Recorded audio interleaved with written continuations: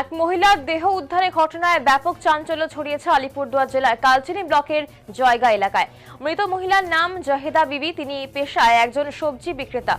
বৃহস্পতিবার সকালে বাড়ির ভেতরেই তার ঝুলন্ত দেহ দেখতে পায় পরিবারের সদস্যরা এবং সঙ্গে সঙ্গেই তাকে উদ্ধার করে কালচিনি উত্তর লতাবাড়ি গ্রামীণ হাসপাতালে নিয়ে যাওয়া হলে চিকিৎসক তাকে মৃত বলে ঘোষণা করে।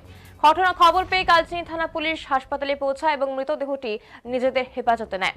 পরে ময়নাতদন্তের জন্য দেহটি আলিপুরদুয়ার জেলা হাসপাতালে পাঠানোর প্রস্তুতি শুরু করা হয়। তবে ঠিক কী কারণে ওই মহিলার মৃত্যু হয়েছে তা এখনো স্পষ্ট নয়। প্রাথমিকভাবে এটি আত্মহত্যা বলেই অনুমান করা হলেও মৃত্যুর নেপথ্যে অন্য কোনো কারণ রয়েছে কিনা তা নিয়েও ধোঁয়াশা তৈরি হয়েছে। পরিবারের সদস্যদের বক্তব্য যে এই মহিলা তিনি সবজি বিক্রি করতেন এবং পারিবারিক জীবনযাপন স্বাভাবিকই ছিল, তবে সম্প্রতি কোনো মানসিক চাপ বা পারিবারিক অশান্তি ছিল কিনা সে বিষয়ে পুলিশ খতিয়ে দেখছে। কালচিনি পুলিশ জানিয়েছে, ময়নাতদন্তের রিপোর্ট পাওয়ার পরেই মৃত্যুর প্রকৃত কারণ স্পষ্ট হবে। ঘটনার সমস্ত দিক খতিয়ে দেখে তদন্ত শুরু করা হয়েছে। এলাকার এই ঘটনা ঘিরে শোক এবং উদ্বেগের পরিবেশ তৈরি হয়েছে।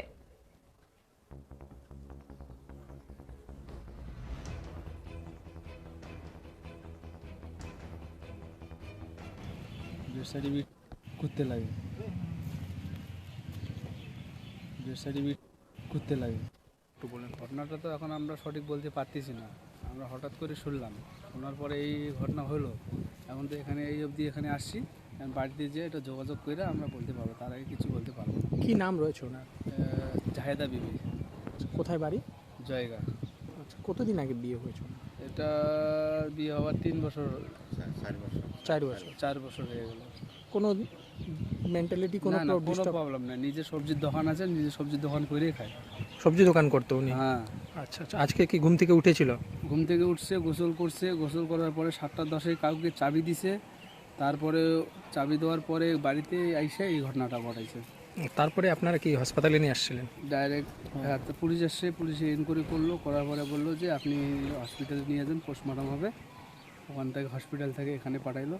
এখানকার রিপোর্ট নিয়ে এখন আলিপুরে যাব। কি মনে হচ্ছে কেন করলো এরকম কিছু? এটা তো সঠিকভাবে বলতে পারতেছি না, কিন্তু এখন ওই এখন কেন করলো ওটা বলতে পারছি না। ওনার বাড়িতে কে কে রয়েছে? ওনার বাড়িতে দুইটা, একটা মেয়ে, একটা ছেলে আর ওনার হাজবেন্ড। আপনার নাম দাদা? আমিনুর হোসেন।